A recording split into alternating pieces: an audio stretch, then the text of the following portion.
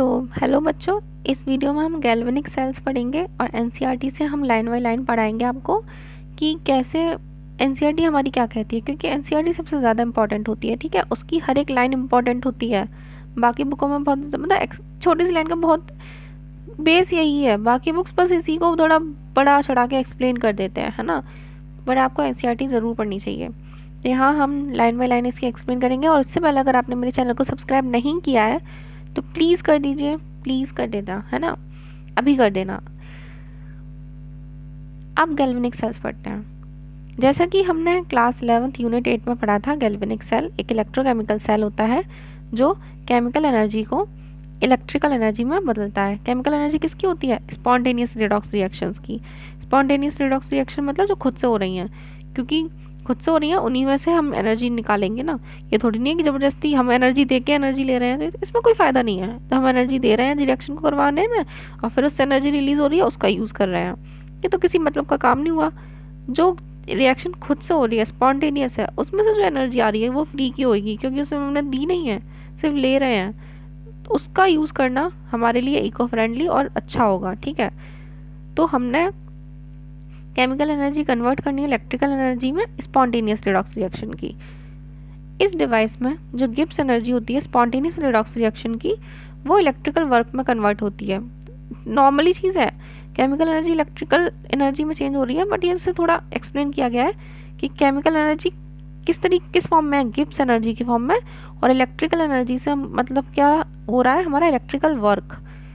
Electrical work जैसे कि हम उससे मोटर चला सकते हैं। ठीक है, हमारे और भी ज़्यादा इलेक्ट्रिकल अप्लायंसेस होते हैं हमारे घरों में, हीटर चला सकते हैं, फ़ैन, गीज़र एक्सेट्रा, हम ये सारी चीज़ें चला सकते हैं उस एनर्जी से।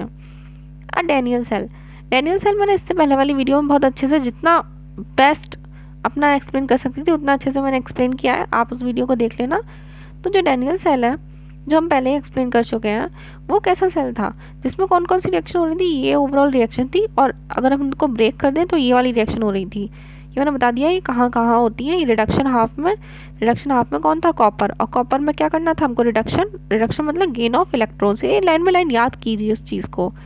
रिडक्शन कॉपर कहाँ? राइट में। राइट में जो होता है वो उसे कैथोड बोलते हैं, कैथोड बोलते हैं, प्लस वो पॉजिटिव होता है, पॉजिटिव होता है, और उस पर रिडक्शन मतलब गेन ऑफ इलेक्ट्रॉन्स। तो कॉपर क्या करेगा? इलेक्ट्रॉन को गेन करेगा। तो Cu डाई पॉजिटिव, इसने 2 इलेक्ट्रॉन गेन किया और कॉपर बना दिया सॉलिड में, है ना। और ये अलग अलग बता रही हूँ। अब ऑक्सीडेशन हाफ की रिएक्शन, ऑक्सीडेशन किधर हो जाता है? लेफ्ट में, और उसको क्या बोल रहे थे? एनोड। ऑक्सीडेशन मतलब क्या होता है? Lose of electrons. तो Zn ने क्या कर दिया? इलेक्ट्रॉन लूज कर दिया। Zn di positive plus 2 electron, इन दोनों को जब हम प्लस कर देंगे ना तो ऊपर वाली रिएक्शन आ जाएगी। ये जो रिएक्शन थी वो अलग अलग पोर्शन में हो रही थी डैनियल सेल के। डैनियल सेल पूरा कैसा दिखता था? ये ऐसा दिख रहा है डैनियल सेल, ये है डैनियल सेल हमारा, ये रहा फिगर 3.1। ये इस तरीके से दिख रहा है, अलग अलग पोर्शन में हो रही है ना, एक ग्रे पोर्शन है और एक ब्लू पोर्शन है। तो ये इस तरीके से ये अलग अलग पोर्शन में हो रही हैं। इन पोर्शन को क्या बोला जाता है? इन पोर्शन को हाफ सेल या फिर रिडॉक्स कपल बोला जाता है। इन दोनों पोर्शंस को हाफ सेल्स या रिडॉक्स कपल बोला जाता है। ठीक है, जो कॉपर का इलेक्ट्रोड है उसको रिडक्शन हाफ सेल बोला जाएगा, जहाँ कॉपर का इलेक्ट्रोड डला हुआ है, और जहाँ जिंक का इलेक्ट्रोड डला हुआ है उसको ऑक्सीडेशन हाफ सेल बोला जाएगा। ठीक है, इसमें हमने क्या क्या यूज़ किया था? इसमें हमने जिंक और कॉपर यूज़ किए थे। ठीक है, हम और भी कई तरीके के गैल्वेनिक सेल्स बना सकते हैं, है ना। तो हम इसी तरीके से अनगिनत गैल्वेनिक सेल्स बना सकते हैं। कैसे? इसमें हमने कॉपर, डैनियल सेल में हमने कॉपर और जिंक का यूज़ किया था। हम बहुत सारे कॉम्बिनेशन ले सकते हैं अलग अलग हाफ सेल्स के। हमने दो अलग केमिकल ले लिए, कभी 2 अलग, और हमारे पास बहुत सारे केमिकल्स हैं, है ना। तो इसका मतलब हम बहुत सारे तरीके के गैल्वेनिक सेल्स बना सकते हैं। हर एक हाफ सेल में एक, बस हमें गैल्वेनिक डैनियल सेल से क्या सीखना है? एक कॉमन चीज़ जो हमें यूज़ करनी है। सेल हम कोई सा भी ले सकते हैं किसी भी मेटल का, है ना, पर उसमें मेन चीज़ क्या क्या होनी चाहिए? एक तो हाफ सेल होना चाहिए, एक तरफ एक तरफ दूसरा, दोनों में मेटलिक इलेक्ट्रोड होना चाहिए, दोनों ही एक इलेक्ट्रोलाइट में डिप होने चाहिए। तो ये सारी कुछ चीज़ें थी जो सारे में सब में कॉमन रहेंगी। हमने बस इलेक्ट्रोड को चेंज करना है, कोई सा भी केमिकल से हम इलेक्ट्रोड बना सकते हैं। ये जो दोनों हाफ सेल हैं इनको एक मेटलिक वायर से कनेक्ट करना है, और उसमें एक वोल्ट मीटर भी लगाना चाहिए ताकि हम पोटेंशियल डिफरेंस देख सकें कि उनमें से भाई कितना पॉजिटिव करंट फ्लो कर रहा है, कितना वोल्टेज है उसका। ठीक है, और जो इलेक्ट्रोलाइट होता है दोनों हाफ सेल्स में, उनको इंटरनली भी हमें कनेक्ट करना है किससे, सॉल्ट ब्रिज से। और सॉल्ट ब्रिज का क्या काम होता है वो मैंने आपको लास्ट वीडियो में एक्सप्लेन किया था, बहुत अच्छे से समझ में आ जाएगा आपको अच्छे से। कभी कभी क्या होता है कि दोनों इलेक्ट्रोड्स जो होते हैं वो सेम इलेक्ट्रोलाइट में हम डिप कर देते हैं, तो उन केसेस में हमको सॉल्ट ब्रिज की ज़रूरत नहीं पड़ती। ये जो लाइन है ना समटाइम्स से सॉल्ट ब्रिज तक, इसको तो भाई हाईलाइट कर लेना, क्योंकि सॉल्ट ब्रिज की ज़रूरत हमें कम नहीं पड़ती कोई पूछे तो, तब जब हमने दोनों इलेक्ट्रोड को सेम तरीके के इलेक्ट्रोलाइट में डिप किया है ना, तो ज़रूरत नहीं पड़नी हमें सॉल्ट ब्रिज की। अब ये एट ईच से पढ़ेंगे हम। हर एक इलेक्ट्रोड इलेक्ट्रोलाइट का जो इंटरफेस होता है वहाँ पे क्या टेंडेंसी होती है मेटल लाइंस की, कि वो सॉल्यूशन से या तो सॉल्यूशन में है ना आ जाते हैं। मतलब ये एक तरीके से पता है क्या बोल रहा है, ऑक्सीडेशन रिडक्शन को एक्सप्लेन कर रहा है और कुछ नहीं।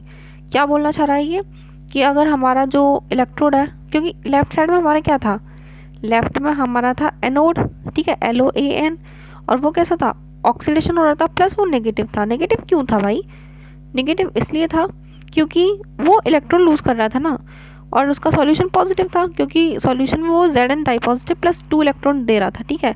वो दोनों इलेक्ट्रॉन तो कॉपर से होके कॉपर के पास जा रहे थे, सॉल्यूशन हो जा रहा था हमारा Zn डाई पॉजिटिव, मतलब सॉल्यूशन पॉजिटिव था, तो इलेक्ट्रोड को नेगेटिव ही होना होगा, ठीक है। तो इलेक्ट्रोड हो गया नेगेटिव। ये चीज़ ये वही बोल रहा है कि वो कैसे नेगेटिव चार्ज होगा, ठीक है, और कैसे कॉपर जो है वो पॉजिटिव चार्ज हुआ, ठीक है। तो ये चीज़ ये बता रहा है। और अब क्या होगा जब एक नेगेटिव है, नेगेटिव कौन है हमारा, जिंक वाला, पॉजिटिव कौन था हमारा, कॉपर वाला, ठीक है। तो एक चीज़ नेगेटिव होगी एक चीज़ पॉजिटिव होगी, तो पोटेंशियल डिफरेंस तो होना ज़रूरी है ना।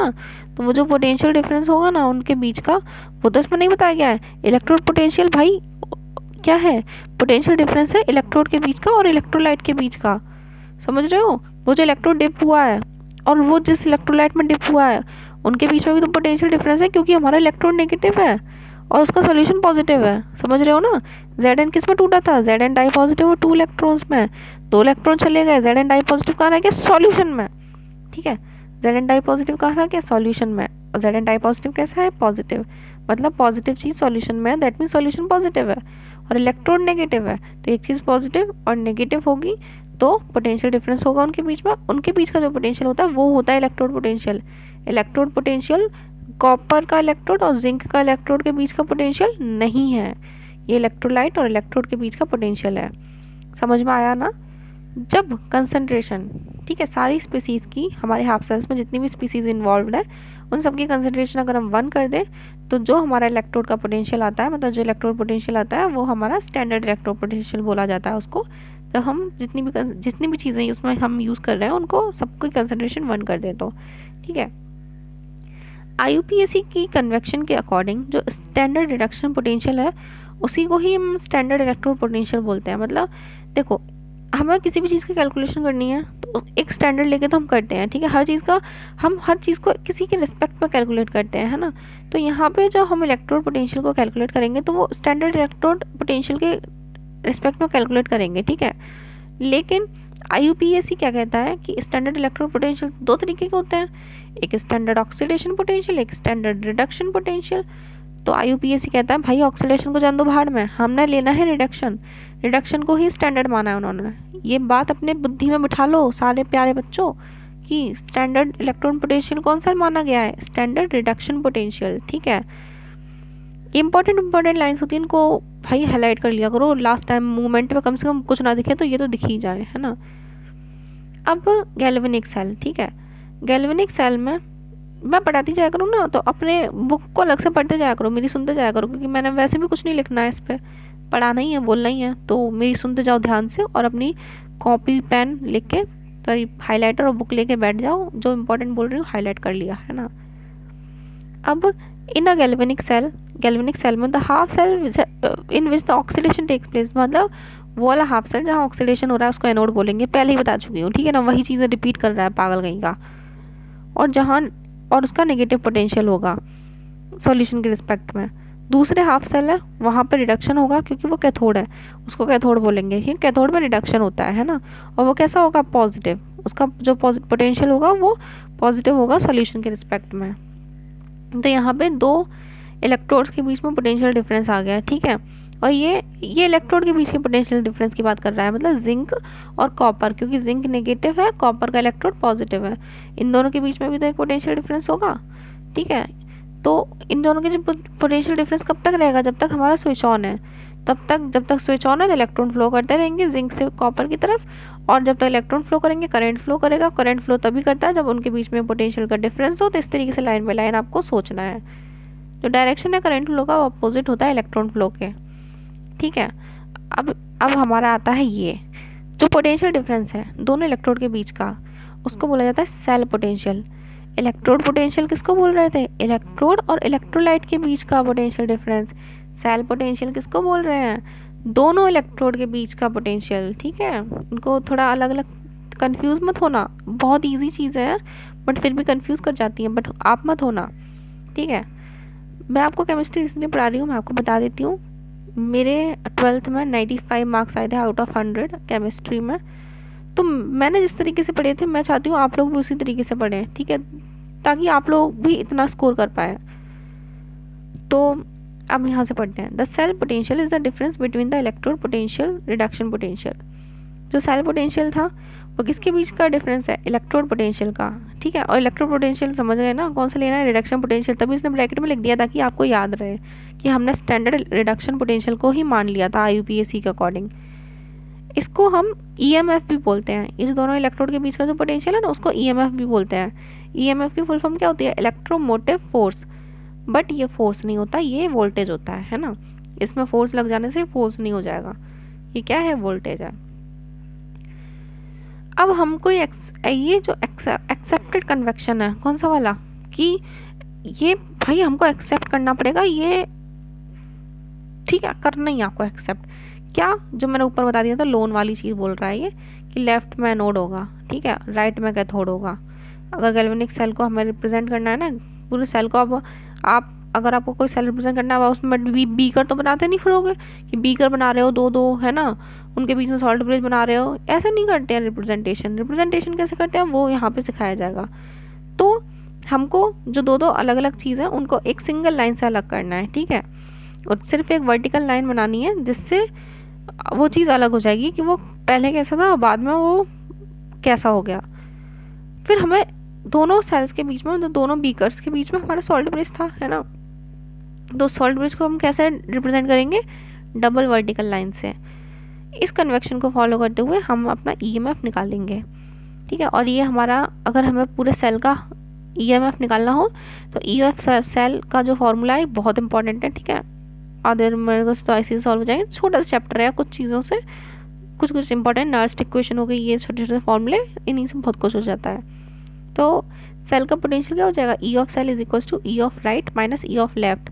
E ऑफ राइट मतलब क्या है, राइट में क्या होता है कैथोड, लेफ्ट में क्या होता है एनोड। तो इसको हम ऐसे भी लिख सकते हैं कि E ऑफ कैथोड मतलब कैथोड का इलेक्ट्रोड पोटेंशियल, और इलेक्ट्रोड पोटेंशियल मतलब क्या, स्टैंडर्ड रिडक्शन पोटेंशियल, मतलब कैथोड का रिडक्शन पोटेंशियल माइनस एनोड का रिडक्शन पोटेंशियल, ठीक है। ये आप खुद से लिख सकते हो वहीं पेंसिल से अपनी बुक में।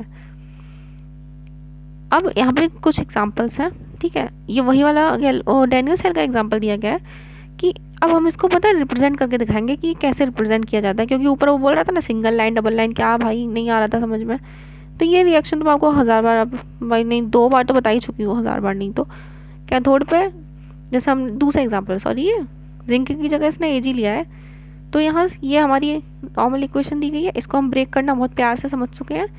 Cu किस में ब्रेक हो रहा है, Cu डाई पॉजिटिव, और Cu डाई पॉजिटिव के संग क्या होगा 2 इलेक्ट्रॉन, और इलेक्ट्रॉन लूज कहाँ होते हैं, जब हमारा ऑक्सीडेशन होता है। ऑक्सीडेशन कहाँ होता है, एनोड पे। तो ये हमारी एनोड की इक्वेशन हो गई, ठीक है।